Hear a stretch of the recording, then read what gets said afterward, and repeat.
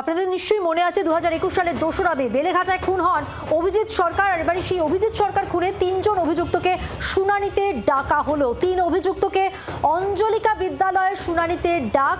শুনানিতে যাবেন অভিজিৎ সরকারের খুনে অভিযুক্তরা, এই প্রশ্নই উঠছে। হাইকোর্টের নির্দেশে বাড়িতে প্রহরায় অভিজিৎ সরকারের দাদা বিশ্বজিৎ সরকার, প্রহরায় 6 আধা সেনা সহ 6 পুলিশ কর্মী। অভিজিৎ সরকারের প্রশ্নে যে অভিযুক্তরা 2021 সাল থেকে ফেরার, তাদের নাম কিভাবে ভোটার তালিকায়, এই প্রশ্নই উঠছে।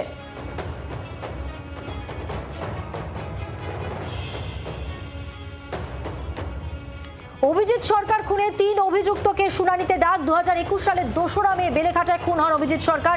3 অভিযুক্তকে অঞ্জলিকা বিদ্যালয়ের শুনানিতে ডাক। শুনানিতে যাবেন কি অভিজিৎ সরকারের খুনে অভিযুক্তরা? হাইকোর্টের নির্দেশে বাড়িতে প্রহরায় রয়েছেন অভিজিৎ সরকারের দাদা বিশ্বজিৎ সরকার।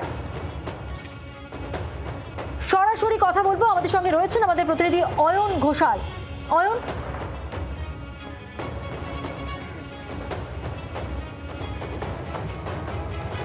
প্রথমে বলে রাখা দরকার যে 2001 সালের 2রা মে হত্যাকাণ্ড হয়েছে। সেই হত্যা মার্ক করে 2021 সালের 2রা মে হত্যাকাণ্ড হয়েছে। সেই হত্যাকাণ্ডের পরিপ্রেক্ষিতে প্রথমে পুলিশ এবং তারপরে কেন্দ্রীয় তদন্তকারী এজেন্সি সিবিআই, তাদের চোখে এই হত্যাকাণ্ডের অন্যতম মূল 3 অভিযুক্ত এখনো পর্যন্ত ফেরার বা অ্যাবসকন।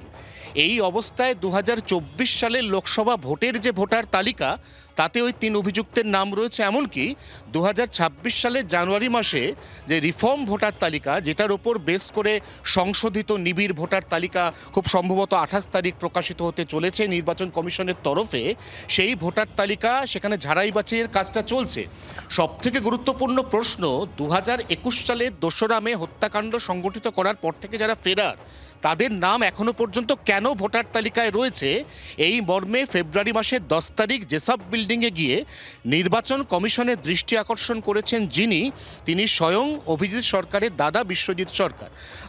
আপনার কাছে প্রশ্ন থাকবে যে ওই 3 জন কারা কারা, নামগুলো আগে জানতে চাই।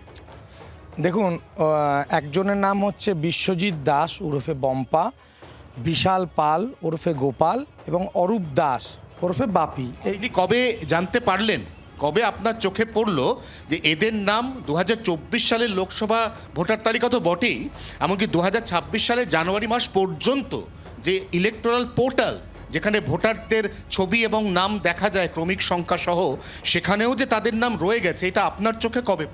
দেখুন, আমাদের সামনেই আছে সচেতন বিল্ডিং, যখন এসআইআর হচ্ছিল এই লিস্টগুলো ঝোলানো ছিল এবং সেটা দেখতে পেরে আমি বিভিন্ন পোর্টালে সার্চ করি এবং আমার কিছু লোক সাহায্য করেছে, তখন দেখতে পাই এদের নাম রয়েছে। 3 জনেরই নাম রয়েছে।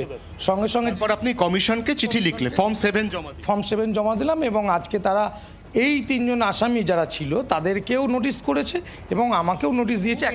খুব ইন্টারেস্টিং বিষয় সেটা হচ্ছে, আজকে এখান থেকে ঢিলছোড়া দূরত্বে যে হিয়ারিং সেন্টার বা শুনানি কেন্দ্র রয়েছে, তাতে এদের প্রত্যেককেই সকাল 11টা থেকে 12টার মধ্যে ডেকে পাঠানো হয়েছে।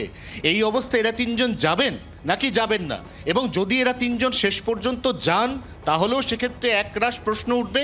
আবার শেষ পর্যন্ত যদি এরা না যান, তাহলেও কিন্তু প্রশ্নের উত্তরগুলো শেষ পর্যন্ত অধরাই থেকে যাবে, এমনটাই মনে করা হচ্ছে।